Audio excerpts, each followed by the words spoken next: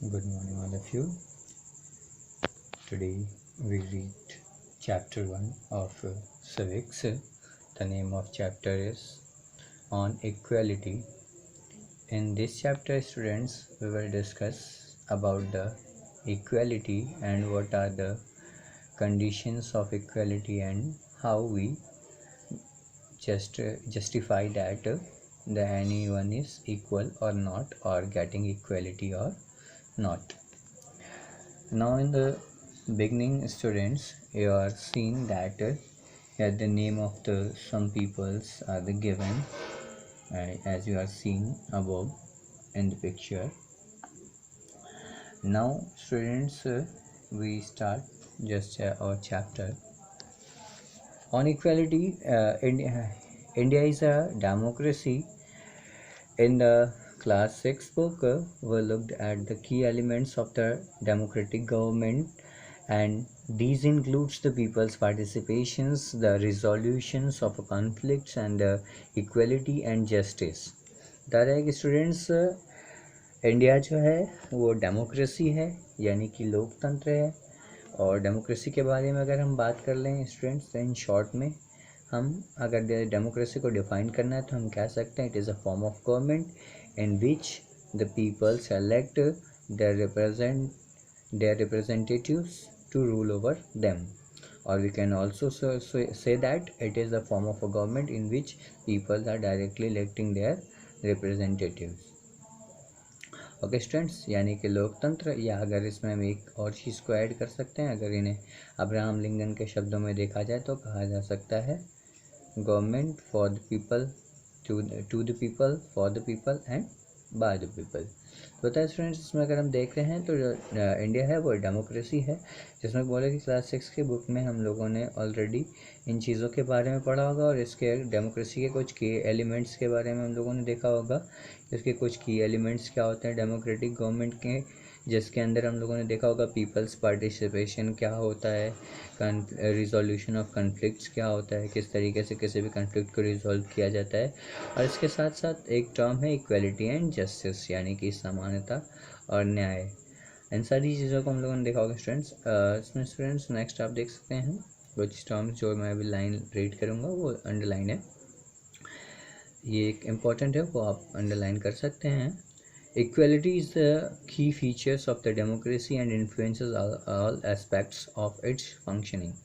तो स्टूडेंट्स, जो इक्वलिटी होती है वो एक की फीचर होती है डेमोक्रेसी की, यानी लोकतंत्र की एक बहुत ही महत्वपूर्ण या मुख्य खूबी के रूप में होती है, जो कि इसके पूरे पहलुओं को प्रभावित करने का काम करती है, यानी ऑल एस्पेक्ट्स के, इसके फंक्शन के ऑल एस्पेक्ट्स को इफेक्टिव करने का काम करती है।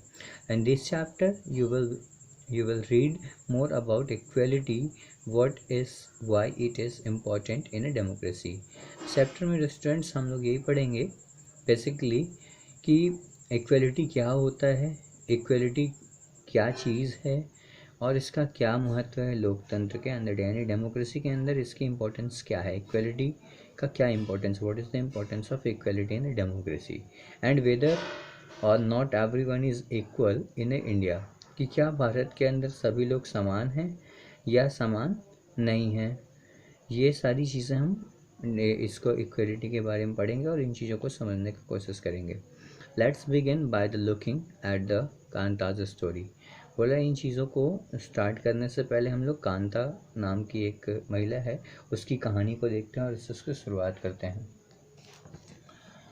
On election day, Kanta and her friend Sujata are waiting to cast their vote. एक समय की बात है स्टूडेंट्स, ये उस दिन की घटना को बता रहा है कि जिस दिन चुनाव का समय होता है और कांता और उसके कुछ सहेलियाँ जो है अपना मत देने के लिए वोट कास्ट करने के लिए पोलिंग बूथ्स पे खड़े रहते हैं और डिस्कस करते हैं।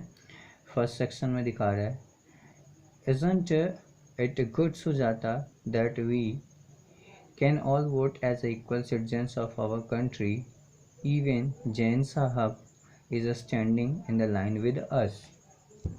और वो अपने मित्र से, अपने सहेली से कहती है जिसका कि नाम सुजा है, और उससे कहती है कांता कि क्या ये जो है कि ये अच्छी बात नहीं है कि हम लोग जो है कि सारे लोग एक साथ वोट करने के लिए खड़े हैं। भारत के सारे नागरिक एक साथ जो है कि एक समान रूप से लाइन में देश के अंदर वोट देने के लिए खड़े हैं।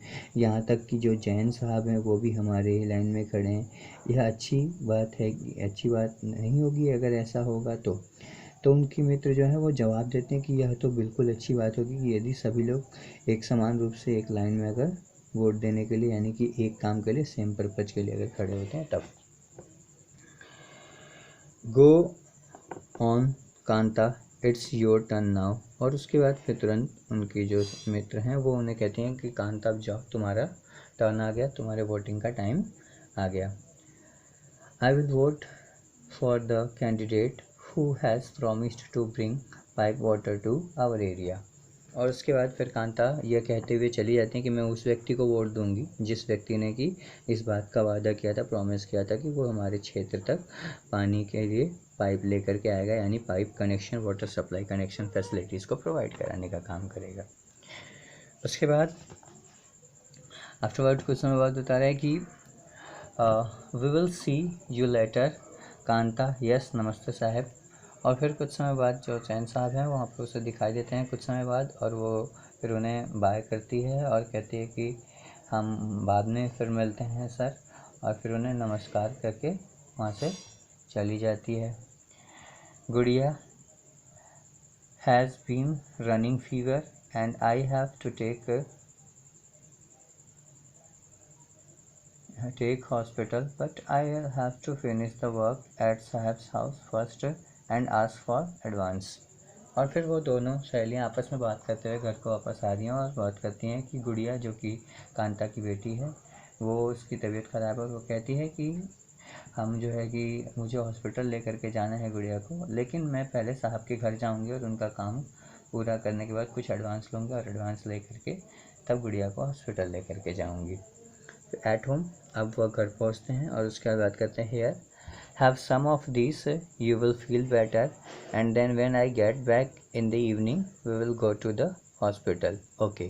फिर जो कांता है वो अपनी बेटी से बोलती है कि यहाँ पे मुझे लग रहा है कि अभी तुम्हें थोड़ा सा अच्छा महसूस हो रहा होगा, अभी तुम थोड़ा आराम करो और मैं चलती हूँ, और फिर शाम में जब मैं घर वापस आती हूँ तो तुम्हें हॉस्पिटल लेकर के चलूँगी। और यह प्रश्न करते हुए वो अपनी बेटी से पूछती है। इट्स नो वंडर दैट गुड़िया false ill often, the Basti is never clean. अब वो उस बात के बाद यह दिखाया गया है कि यहाँ पे कोई आश्चर्य की बात नहीं है कि गुड़िया बीमार हमेशा पड़ती होगी, क्योंकि जिस बस्ती में वो लोग रहते हैं वो बस्ती की कभी साफ़ सफाई नहीं होती है।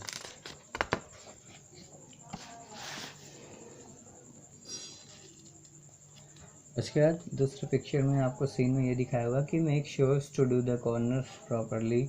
उसके बाद कांता काम करने के लिए साहब के घर पहुंचती है और उसको कहा जाता है कि तुम सारे कोनों को ध्यान से देखो और उसे सही से साफ करना। और उसके बाद फिर कांता एडवांस की मांग करती है, वहाँ से कहा जाता है here is your advance Kanta but don't make a habit of it. और उसकी जो साहब की जो वाइफ रहती हैं वो उनसे कहती हैं कि यह कांता तुम्हारे एडवांस तो है, लेकिन तुम ऐसी आदत मत डालो कि तुम्हें हमेशा एडवांस की ज़रूरत पड़े। फिर कांता रिप्लाई करती है नो मैम, ऐसा नहीं होगा। ऐसा कहते हुए वह चली जाती है। दैट इवनिंग, फिर उसी दिन शाम की बात है। जस्ट फ्यू मोर मिनट्स बेटी। और कांता लाइन में खड़े होकर बोलती है बेटा थोड़ी देर और बस इंतज़ार करो। और वो जैन मैडम एंड जैन साहब may stand in the line to vote but they never have to do it when their children are sick। और वो कहती है कि जैन साहब और जैन मैडम तो वोट देने के लिए तो लाइन में लगे थे, लेकिन उन्होंने उनके बच्चे जब बीमार होते हैं तो वो कभी इस तरीके से कभी लाइन में खड़े नहीं होते हैं। Do you think Kanta has enough reason to doubt whether she really is equal. बोले कि क्या आप यह सोच सकते हैं कि जो कांता है उसके पास यह पर्याप्त कारण है यह सोचने के लिए कि क्या वास्तव में उसके साथ समानता है कि नहीं है। List 3 reasons from the story above the might make her feel like this. मतलब कोई 3 ऐसे कारण आप खोजिए जिससे कि आपको इस कहानी में देखने को लगा कि जिसके कारण कि वो यह सोच सकती है कि यहाँ पे उसे इक्वलिटी देखने को नहीं मिला है।